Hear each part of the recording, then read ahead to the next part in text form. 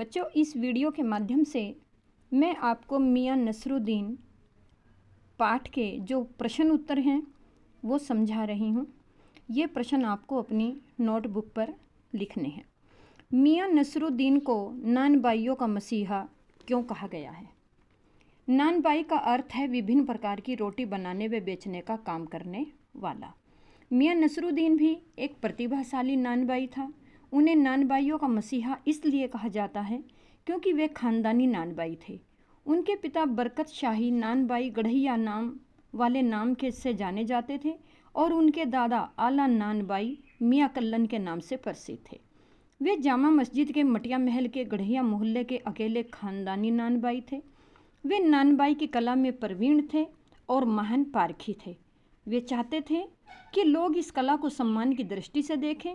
इन सब बातों को देखते हुए यह कहना सही है कि मियां नसरुद्दीन नानबाइयों का मसीहा थे। प्रश्न नंबर 2, लेखिका मियां नसरुद्दीन के पास क्यों गई थी?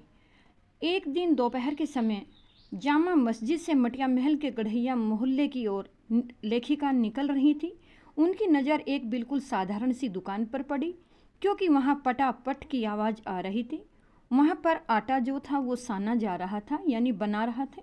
लेखिका ने सोचा शायद सेवैयाँ बनाने की दुकान हो, परंतु पूछने पर पता चला कि खानदानी नानबाई मियां नसरुद्दीन की दुकान है और यह पता चलने पर उसने मियां नसरुद्दीन से मुलाकात करने का निश्चय किया।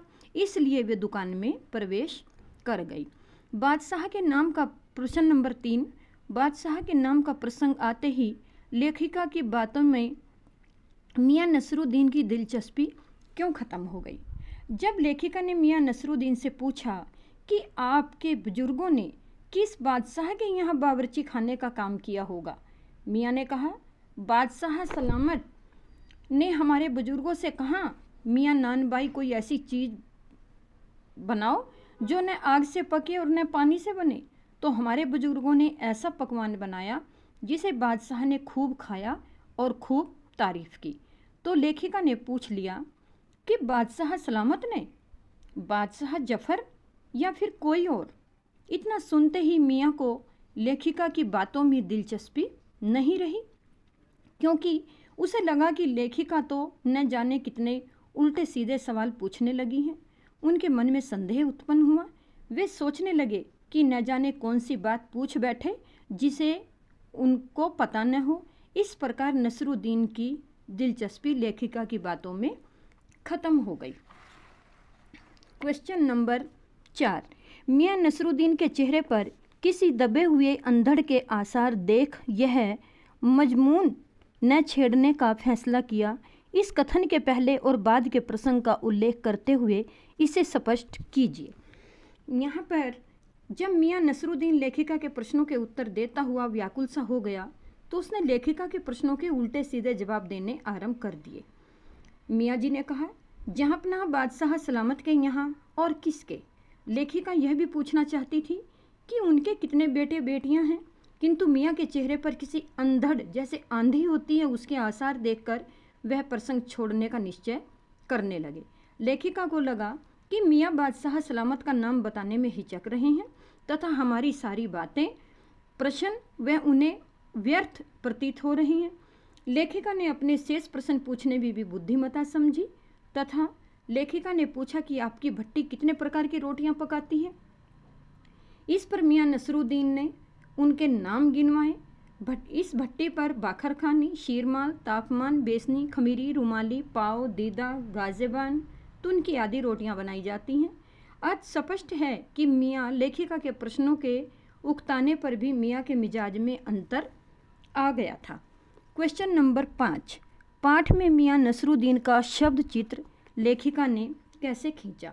लेखिका के अनुसार मियां नसरुद्दीन 70 वर्ष के थे।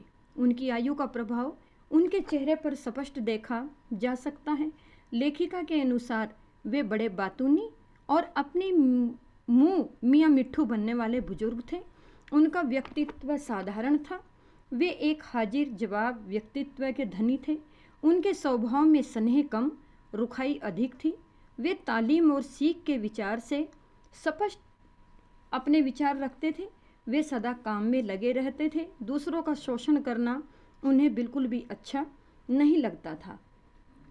इसी आधार पर हम ये भी कह सकते हैं कि वे पंच हजारी के समान समझे जाते थे। बादशाह सलामत के विषय में अत्यंत तल्लीनता से बातें बताकर अपने बुजुर्गों की महानता सिद्ध करने में उन्हें विशेष आनंद की अनुभूति होती थी। ये प्रश्न नंबर जो 5 मैंने आपको करवाए हैं, ये पांचों प्रश्न आप याद करके आएंगे और साथ अपनी कॉपी पर भी लिखेंगे। पाठ के आसपास और आगे के जितने भी क्वेश्चन हैं ये आपको कक्षा में करवाए जाएंगे।